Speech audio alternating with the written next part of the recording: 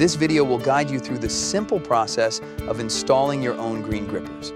Let's start by unpacking your green grippers. In this order, you'll find 2 black 9-inch heavy grippers in the box, along with all the screws you need for installation. And as a bonus, we've included a free safety whistle to keep you safe while you work.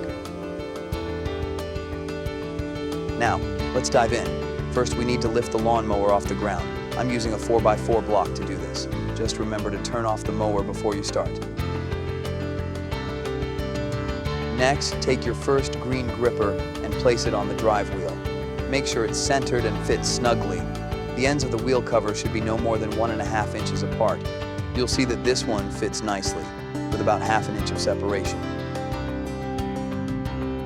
Now, let's locate the starting countersunk screw hole and the last countersunk hole.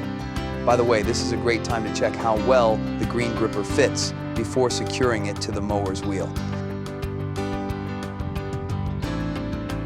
It's important to drill in the screws, starting from the first countersunk hole and moving clockwise around the wheel 1 screw at a time until you hit the last countersunk hole. This will ensure the green gripper fits snugly against the existing tread. It's important to be sure there are no gaps between the green gripper and the tire's outer tread.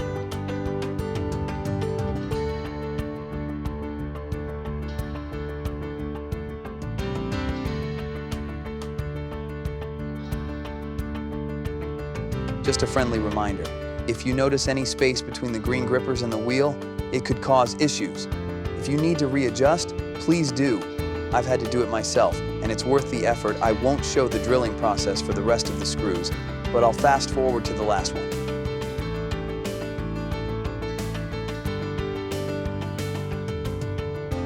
One last tip.